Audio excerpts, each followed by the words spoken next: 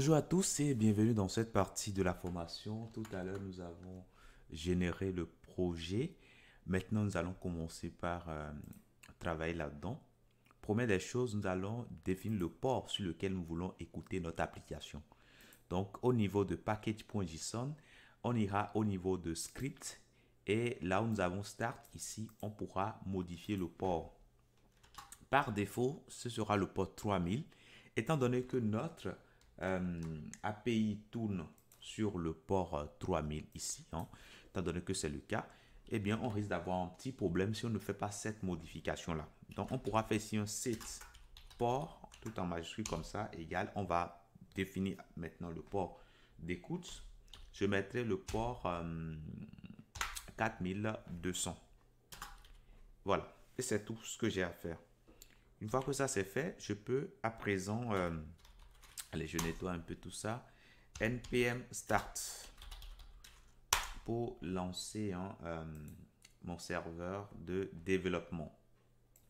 Et là, c'est bon, c'est bien lancé. Donc, ce qui me reste à faire maintenant, c'est de commencer par faire les ajustements au niveau de l'interface graphique. Alors, j'aurai besoin d'un dossier asset. Donc, au niveau des ressources que je vous ai fournies, au niveau du template, vous avez un dossier asset. Vous allez prendre ça et vous ramener ça directement au niveau du dossier public. Voilà. Donc, une fois que ça c'est fait, ça veut dire que vous avez désormais tous les fichiers statiques, c'est-à-dire les fichiers audio, images, etc., etc. Parfait. Maintenant que ça c'est fait, on pourra revenir au niveau de SRC ici et commencer par retirer petit à petit les contenus. Au niveau de index.css ici, si vous avez du contenu, et ce sera le cas pour vous, donc vous allez simplement retirer ce contenu, tout simplement. Après ça, au niveau de app.tsins, là, nous allons retirer, qu'est-ce que nous allons retirer la route about. On retire ça tout simplement. Et on retire également l'importation. Parfait. Le navbar que nous avons là, aussi, nous pouvons retirer ça. Tout simplement, je retire tout ça. Ok, je retire tout ça. Voilà. Parfait. Comme ceci. Donc, le navbar, je le retire également de là. Donc là, c'est bon. Donc, normalement, lorsque on ira voir, ça va nous afficher la page Home. Sur la page Home ici, on va retirer tout ce qu'il y a là et mettre tout simplement Home. Comme ça. Cela étant fait, on peut déjà voir si tout se passe correctement ici. On a juste à actualiser. Et là, voilà, tout se passe. Alors, ici, on a compteur qui est défini, mais qui n'est pas utilisé. Effectivement, ici, on peut retirer cela. Normalement, on n'aura plus l'erreur qu'on avait tout à l'heure. Mais là, on voit qu'il est bien affiché Home. Parfait. Maintenant, ce qu'il nous reste à faire maintenant, c'est de commencer tout simplement par créer du contenu. Alors, notre site a besoin d'une partie en tête, d'une partie bas de page et d'un contenu. Donc, on va commencer par créer un composant ici qui va s'appeler header et ce composant, on pourra l'utiliser au niveau de la page home qu'on a ici. Donc, pour ce faire, nous allons utiliser un paquet npm. Donc, je peux vous inviter à aller sur npm tout simplement. Et nous allons rechercher le paquet Mudei React CLI. Donc, c'est un paquet qui va nous aider à créer soit des pages ou bien des composants. Donc, pour l'utiliser, il faut l'installer en global sur votre machine. Ou bien, vous pouvez simplement utiliser npms devant. OK? Voilà. Donc, nous, ce qu'on va faire, on va déjà l'installer en global sur notre machine. Donc, je prends ça. Alors, je pense qu'il y a un CLI de plus ici. Donc, du coup, on vient là. Et on pourra ouvrir notre terminal. Et on va commencer déjà par faire l'installation.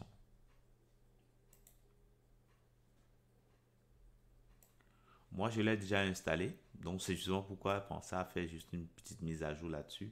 Parfait. Maintenant que ça, c'est bon, on peut commencer maintenant par l'utiliser. Donc, Je mettrai npaint pour prendre en compte les dernières modifications.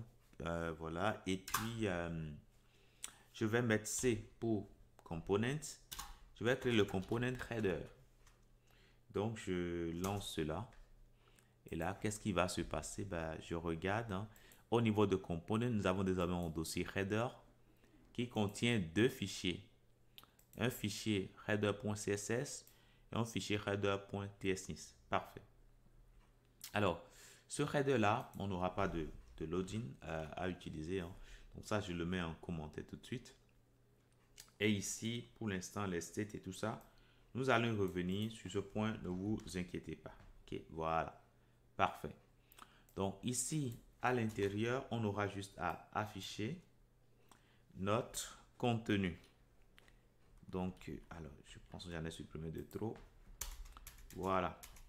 Donc, le contenu qu'on va afficher ici, ben, c'est tout simplement le contenu que je vous ai donné au niveau des ressources. C'est-à-dire dans le fichier header.html. On peut ramener ça déjà ici pour voir son contenu. Voilà, donc c'est tout. C'est ça qu'on va utiliser. Donc, je peux simplement prendre ça. Je copie tout ça. Et je peux directement l'utiliser au niveau de header ici. Voilà. Donc, je peux le mettre juste là. Donc, allez, si vous voulez, je le mets à l'intérieur de cet élément header. Parfait. Donc là, c'est bon. Je vais formater légèrement mon code. Et là, c'est bon. Maintenant que c'est fait, bah, je peux aller voir. Bon, déjà, il faut que je l'affiche sur une page hein, pour que ce soit visible. Donc, au niveau de Home ici, je vais mettre ici header.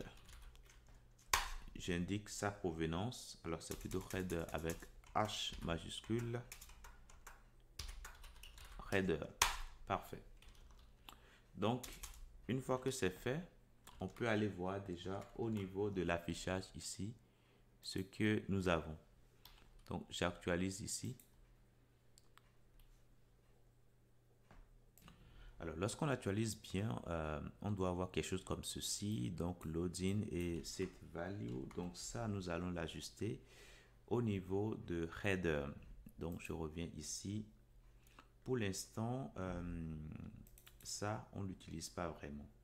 Donc, du coup, on peut déjà mettre ça en commentaire. Donc, ici, je le mets déjà en commentaire. Et ça également. Voilà. Donc, le value, on va retirer. Mais on va revenir sur tout ceci hein, par la suite. Hein. Voilà. Donc, déjà, si je reviens ici, j'actualise. Voilà, je vois ma page. Sauf que c'est pas du tout joli. Donc, on pourra voir tout cela. Alors, on nous reproche d'avoir défini use state, mais de ne l'avoir pas utilisé. Hein. Donc, on va l'utiliser prochainement. Mais là, on le retire déjà pour que la page puisse bien s'afficher. Et là, c'est bon.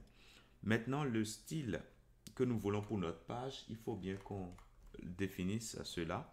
Donc, au niveau du fichier link.html que je vous ai fourni, normalement, vous allez retrouver les liens là. Donc, je peux prendre ce fichier-là, link, et nous allons rapidement voir son contenu. Donc, je le ramène là. Donc, nous avons la partie CSS que nous avons en haut ici, que nous pouvons directement utiliser au niveau de notre fichier principal, hein, le fichier d'entrée, qui se trouve au niveau de public index.html. Donc, ce que je vais faire, hein, c'est simple. Je vais simplement venir ici au niveau de la partie header, pas du head, pardon, et je peux directement définir ici, hein, en dessous du title, ou plutôt en dessus, hein, voilà, je vais définir tout simplement mes styles. Donc, je peux formater légèrement. Donc, une fois que ça c'est fait, normalement, je dois avoir quelque chose proche de ce que je veux avoir. Et ça commence déjà très bien.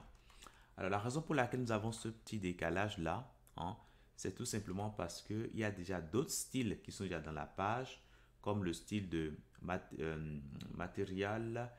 Ça, c'est le font. Voilà. Donc, on peut simplement mettre ceci en commentaire.